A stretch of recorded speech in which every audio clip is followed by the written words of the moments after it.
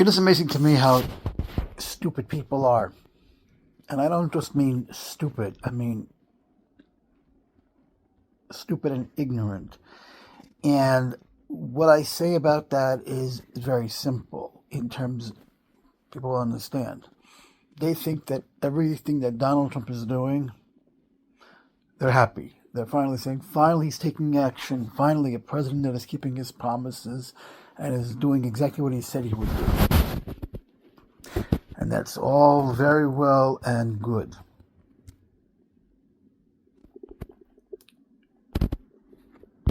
And that's all very well and good. But what you don't realize is that what he's doing affects every single American. And you don't see it yet, but you will. You may be happy that he's doing this because you don't realize the effect it's going to have on you. Maybe not today, maybe not tomorrow, but in a month from now, you're going to see that everything he's doing, he's not doing for you, and he's not doing for your grandma or your mom. He's doing it for him.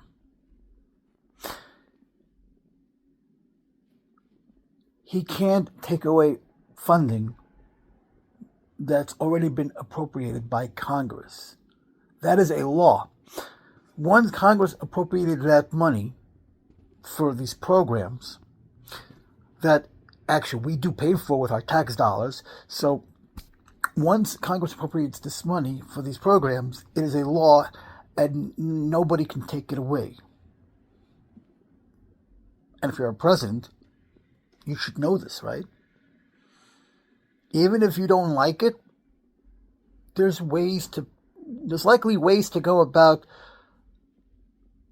revising it or changing it or taking it away altogether.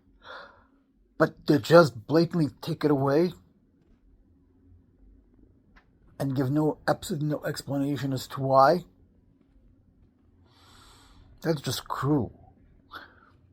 And everything and there's a chain reaction of a domino effect that happens there, because you take the funding away, these programs like Meals on Wheels is no longer sustainable. Because if Meals on Wheels isn't getting their funding from the federal government, who is going to support them?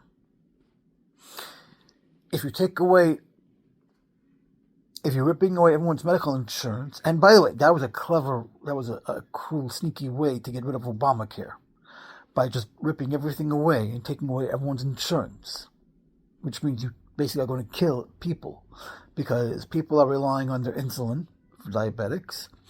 People are relying on their medication. I know for sure my mom needs medication. And if they take away the funding, how is she getting it? And if you don't take your insulin for diabetics, you can die because you'll go into shock. If a nursing home no longer gets their money, then how are they going to pay for the patients? How are they going to provide food? How are they going to provide comfort? How are they going to provide, medical care? Everything has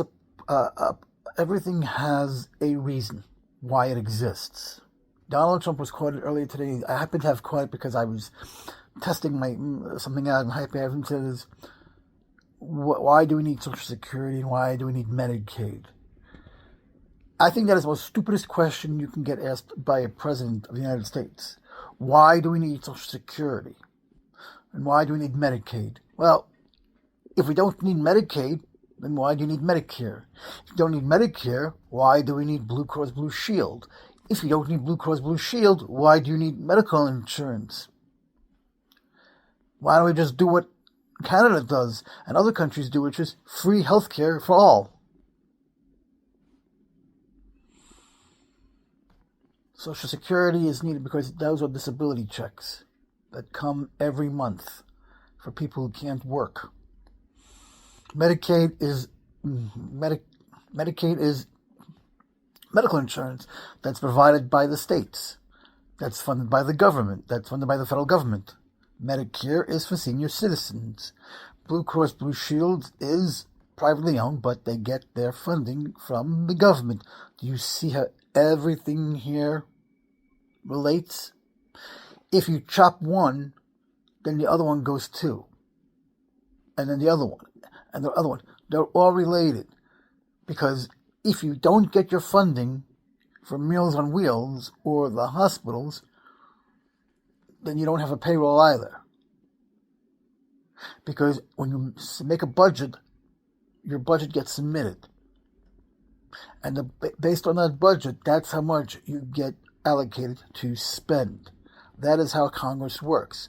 So if you cut the program, the money's got to come from somewhere, right? How are you going to pay your employees? How are you going to pay your bills? How are you going to supply care for the patients? If there's no Meals on Wheels, how are you going to give people the food they need? I know I had to benefit from it once, but not for reasons you think. There's chaos. And I got to say, Donald Trump doesn't have a plan. He doesn't. And that's why he's causing chaos. And he loves the chaos. Because Donald Trump is a narcissist and he enjoys the chaos. And he decided because he's the president, he doesn't have to explain his actions and he can do it. Newsflash, yes you do. Because Donald Trump, you want to move a program? Fine. But do it the right way. Do it the legal way. Notify Congress first. It's the same thing with his firing the inspector generals. He needs to give Congress 30 days notice that he's going to do it and say why. So these inspector generals who are refusing to leave until it's done properly, they're right. But it's pissing Donald Trump off. Because you have to tell Congress 30 days in advance that you're going to fire the inspector generals. Otherwise, you're just breaking the law. And Donald Trump doesn't believe in the law. He says he's for law and order. But if you're for law and order, then pardoning every single January 6th jailer defeats that purpose. You can't be for law and order, but only when it's convenient for you. You can't have freedom of speech only when it's convenient for you. If you're for law and order, then the January 6th people would still be in prison. But Donald Trump doesn't think they're guilty. He thinks they are political prisoners or hostages. You know who were hostages? The people on October 7th in Israel were hostages. These are people who did nothing but enjoy a good time at a party, and they were taken hostage. These are people who were taken hostage simply because they were Jewish.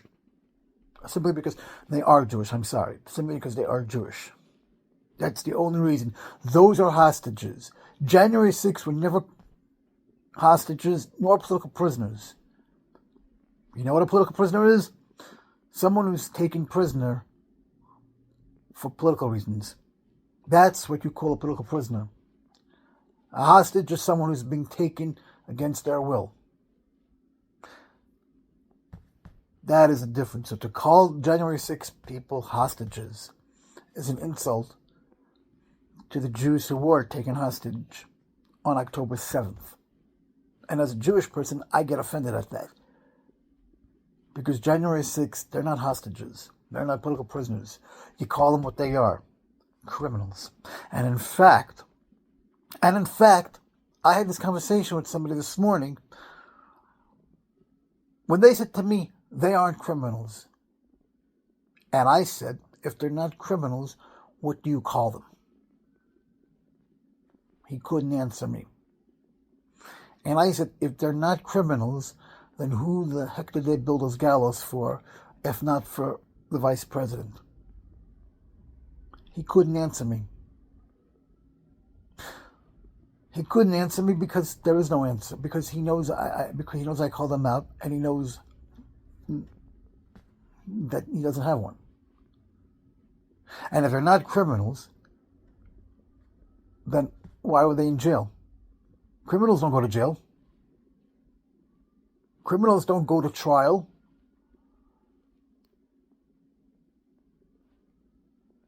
So if you're not criminals, and if you're political prisoners, you certainly don't go to a trial. And hostages don't have a trial. And at least hostages, you know they're being held because there's usually a ransom involved. So you can't tell me that they're not criminals. Because if they're not criminals, what are they? And the truth of the matter is, you could rewrite January 6th. You can whitewash January 6th. And you can say that both never happened. But you'd be lying. Because history doesn't lie. You can try to rewrite it as many times as you want. Yes, it's true. Donald Trump was impeached twice. No, the trial was a sham. No, it wasn't. The jury was picked by Biden supporters, and that's why they convicted him. No, they weren't. They were a jury of his peers, and Trump's lawyers got to pick the jury, because that's what lawyers do. They choose who's on the jury. If you're going to have an argument, at least be able to back it up. If you think they're not criminals, tell me, why don't you think they're criminals? Don't just walk away from the conversation saying, because then it just makes you look stupid. If they're not criminals, then why'd they try to hang Mike Pence? Why'd they keep screaming, hang Mike Pence, hang Mike Pence, hang Mike Pence? If they're not criminals. Do you see where I'm going with this?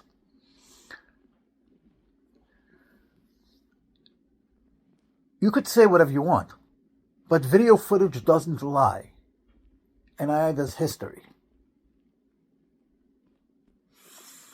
This is exactly why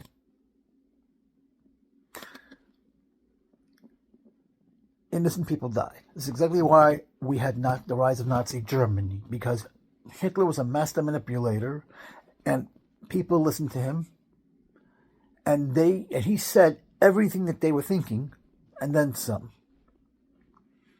Nobody knows why he hated the Jews. Well, at least I don't know the reason. Maybe there's a reason. I have no idea what the reason is, but I'm not going to speculate. But nobody knows why he blamed the Jews. Nobody knows why he wanted to kill them. Nobody knows why he did what he did. But he did it. And everything he did left a lasting impression. 80 years later, you now have neo-Nazis, white supremacy, all of these. And Donald Trump isn't really helping that. Donald Trump's actually making it worse by having all these people who are hidden for all these years suddenly coming into the limelight saying, it's okay. It's okay. We'll go to jail and Donald Trump will pardon us. That's okay. Let's do it. You have a guy like Stuart Rhodes from the Oath Keepers. A judge decided that he's reversing the order and allowing him to go to the Capitol. Do you understand this? He's going back to the Capitol to do who knows what. Is he going to take Is he going to do more reconnaissance on the Capitol and attack it again? Is he going to meet his hero, Donald Trump? As far as I'm concerned, these are criminals. You could say whatever you want. You could say J6 never happened. You could say we're being lied to about it. You can say that it was just a walk in the park, and you could say it was a plot by George Soros and the FBI. That's all great. And if you show me proof, I'll say thank you for showing me the proof. If you can show me the proof that J6 never happened, that it was just a walk in the park, that it was being funded by the FBI or Soros or the Democrats, If you can show me proof, I'll retract everything I ever said about it. And until you can show me the proof, don't tell me anything. Because you say the evidence of January 6th was destroyed. No, it wasn't. No, it wasn't. If if this training destroyed the evidence and she should be tried for it, then what the hell is Barnes & Noble selling? What did I download to my phone if it doesn't exist? If there's no evidence? What the hell did Cassidy Hutchinson write if there's no evidence? Do you honestly think that the January 6th committee, honest Democrat committee members, would take federal papers and rip them up and throw them to hide the evidence? Wouldn't that defeat the goal of what they were trying to do? Wouldn't that defeat the purpose? And then you show them the facts. And they're like, it's wrong. So why is it if you show me facts that Donald Trump is doing, and I tell you it's wrong, and you say, no, it's not?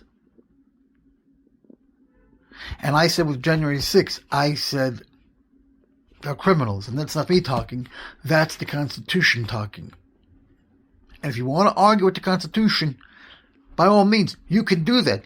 But I'm pretty sure it's in the Constitution, sedition is considered a form of treason, and you can be tried and hung for that. I'm pretty sure that's in the Constitution.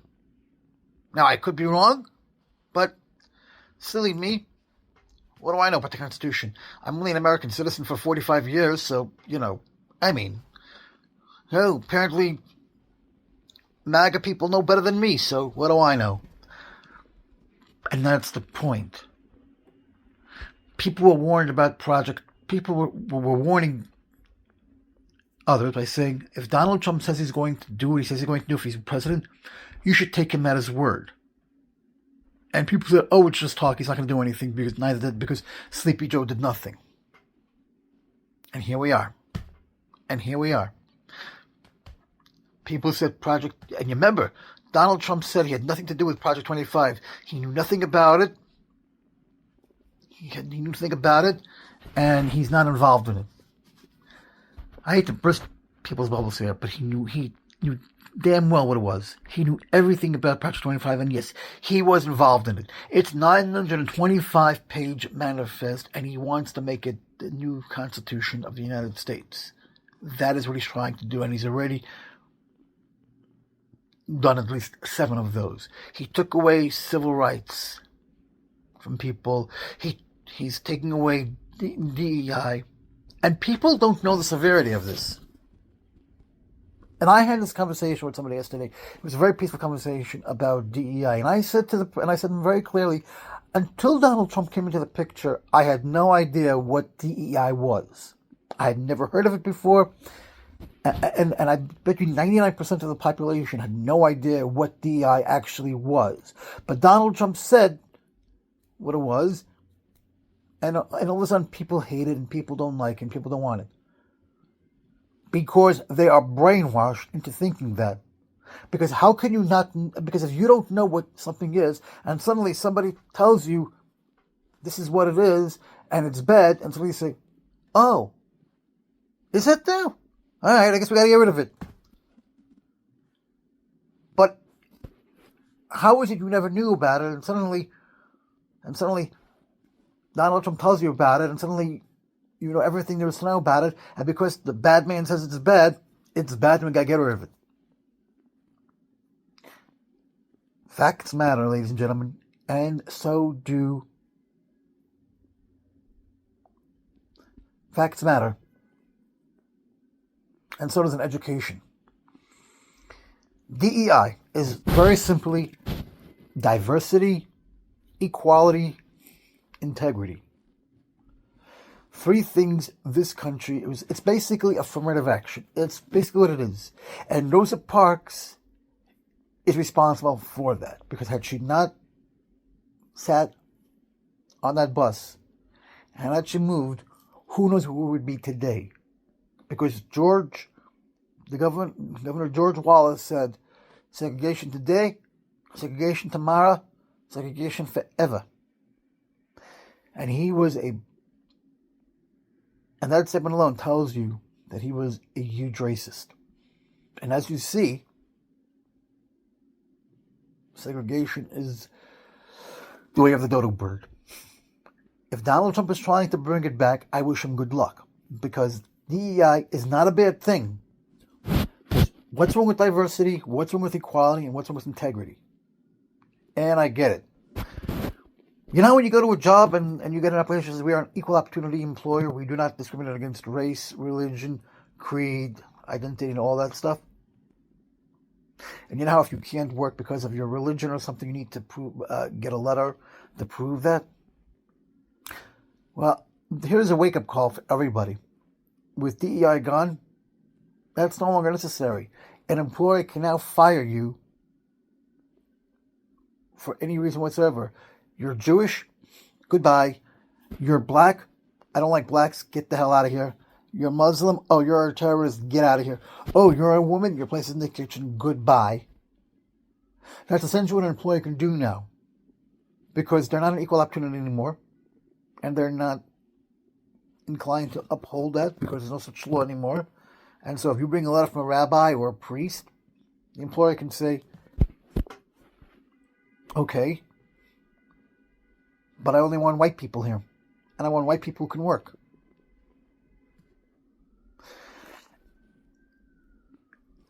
And that's what DEI basically is. So when you have the Los Angeles fires, and you're saying that the chief of police is a DEI lesbian, I don't know what that means. What does that mean? She's a DEI lesbian. She's a DEI hire. What does that mean? Are you saying that because she's a lesbian, she can't do her work? Are you writing that DEI equals guy? Which I think, by the way, is very disgusting and cruel. What you're basically saying is, because she's a lesbian firefighter, and she said she can't lift up men, or she can't lift people up, are you saying because she's a lesbian and so she's not strong? Are you saying that the lesbians caused the fires? Which, if they can, please let me know how a lesbian can cause a fire. I'd like to know how this is possible, because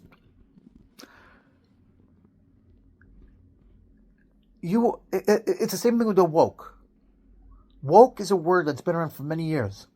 And nobody ever heard, and again, until Donald Trump mentioned these words, or these right-winger nutjobs mentioned these words, I never heard the word DEI. I never even heard the word woke. I never even heard of these words. All of a sudden, these people come out of the woodworks and say, this woke ideology is bad. We have to get rid of it. How can you get rid of something?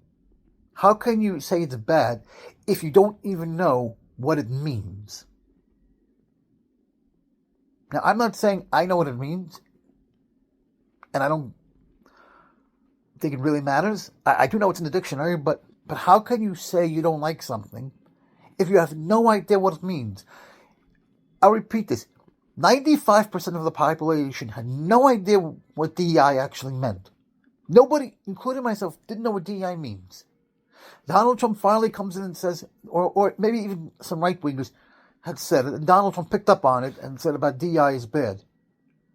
And so all of a sudden, everybody doesn't like it, and says, okay, we got to get rid of it. You never heard of it, but suddenly some Yahoo comes up and says it's bad. And so you're saying, great.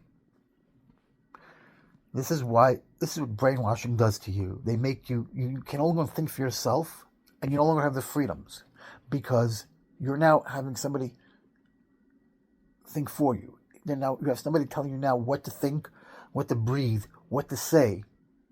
And instead of asking the right question, which is, what is DEI and how come I never heard of it before, you're just going by somebody saying, this is bad and it's evil, so we got to get rid of it. And you're like, okay. That's when somebody says the woke ideology is bad and it's being taken over by the left, by the left, you never heard of it. The right thing to say is, well, what is it exactly? How come I never heard of it before? You know why? Because you're in a cult. And when you go to a cult, you're indoctrined and brainwashed. And they tell you what to think, what to believe. So if they tell you it's bad, it's bad. If they tell you it's good, it's good. No matter how nonsensical it may be. And when you're in a cult, it's easy to manipulate because they've already trapped you. You're the army that they want. And that's why I always say it's important to have the facts before anything. I'm not saying a lot of things here in this podcast because I don't know. And I'm not going to try to guess what I don't know. But I had to learn a lot of things lately. Okay? It's important to ask, what is DEI and why is it so important? What is the woke ideology and why do people hate it? These are conversations we need to have. Not getting attacked because we're calling people out. Not being cursed out because we don't agree with the policies of Donald Trump. Because that's not who we are. If Donald Trump wants to be a king, which is what he's trying to do anyway, he's trying to seize power by bypassing Congress and bypassing the law. He's trying to seize power, make himself the all-powerful king, which will never happen. If somebody wakes up and has some balls and says, you're way out of line. But nobody wants to have these conversations. People are afraid. But I'm not. As Jim Acosta said, don't believe the hype and don't get in, and don't read into the fear. Facts are important. Words are important. Education is important. Imagine everything gets stripped away. Imagine Donald Trump stopped all medical research. Imagine that. Years of research for cancer. Years of research to find a cure for cancer or for AIDS. Imagine it. And in 1 second, he tells everybody, stop. I'm not giving you the funding anymore. Pulling us out of WHO is going to be a disaster in the making. We already went through one pandemic. Who's to say that the next one won't be worse than COVID? Who's to say that? You take away WHO, who's monitoring the diseases from all over the world? Who's monitoring the pandemics in the world to make sure it doesn't come here? We were lucky that COVID didn't wipe us out. But the next pandemic, we may not be so lucky. Because who's to say the next pandemic won't be worse than what was COVID? Going back to what I said about the chaos. When you don't have a plan, that's what happens. When you're making executive orders and making it up as you go along, there's chaos. And yesterday, when Donald Trump just did that, revoked everything, there was chaos and confusion. Nobody knew what was what, and nobody was going to happen. You want to cut a program? Okay. If it's too expensive and you need to cut it, well, first find out, is it really a necessity? And if it is a necessity, is there a way to save it, even if we cut the budget in half? That's what you do. That is the right thing to do, and you have a plan of action. Or you have something to replace it. You want to cut something? I get it. Things are too expensive, you need to get rid of it. But at least give notice to people. If I get a letter in the mail saying, Dear Mr. So-and-so, as of February 18th, we are going to require you to do two-factor authorization for security. This is to protect you. Or as of March 1st, we are no longer going to be dealing with this insurance. We are no longer going to be providing this anymore.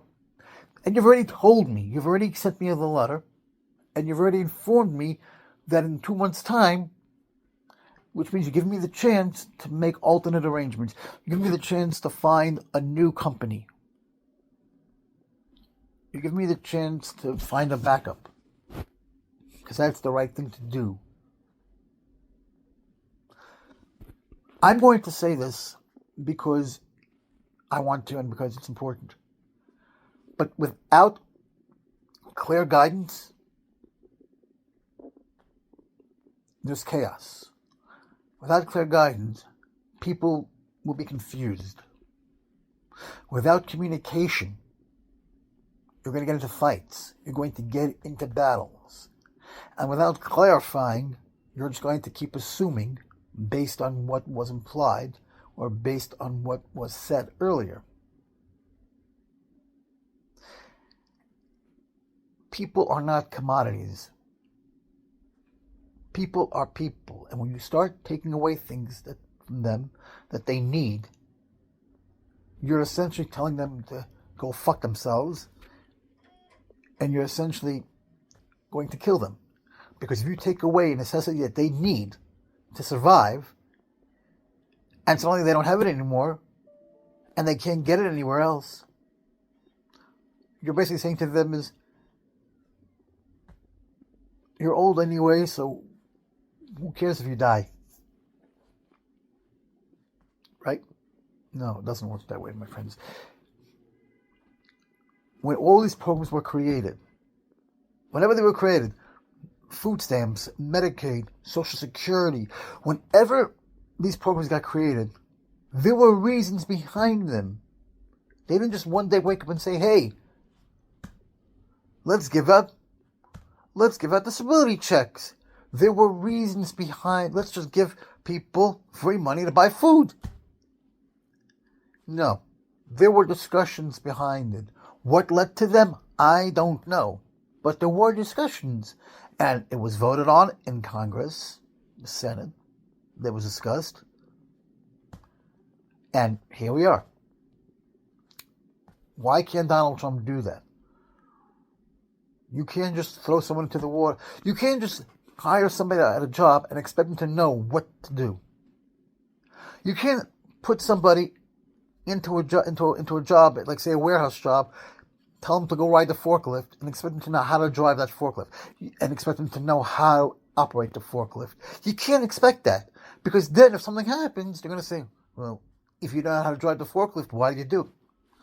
Because you told me to, and you didn't want to, and I tried to tell you I didn't know how to do it, but your bottom line was more important, and now it's going to cost you. That's right. You can't expect somebody to go in there and be okay with it and not know what to do. And so I say this, and I say this with love. If you want to be right, be right. If you want to be wrong, you can be wrong. But there's no reason for you to attack somebody because they don't agree with you. And there's no reason why you need to curse somebody out because you don't agree with them. And if you have nothing nice to say, don't say it at all. We can have conversations like adults and agree to disagree, like I did with a friend of mine. And if I'm going to call you out, understand why I'm calling you out and take it like a man. But if I'm wrong, I want you to call me out and tell me that I'm wrong. And tell me why I'm wrong. And I will say thank you. And if I am wrong, I'll take it like a man. But when you get defensive, or you start to deflect, I've already proven my point. Because if I say a comment and you start deflecting by talking about something else that wasn't even part of the conversation, that means you're deflecting and you don't want to be called out on it. But let me be clear. The White House administration is going to continue to do this. We're not even in the first 100 days. We're still in the first 100 days of this presidency. And who knows what else he can do that he hasn't done yet. Project 2025 is a 928 manifesto written by the guy who's waiting to be confirmed to head that office, the OMB. And if he's confirmed, there's no telling what may happen. But if the entire 928 pages of the Project 2025 comes to fruition, then everything we fought for, our freedom, our Constitution is gone. And the only Constitution we have will be the Project 2025, which basically is telling us that we all have to be loyal to one man and one man only. And if we're not, we're going to be charged with treason. Do you want that? Because I sure as hell don't.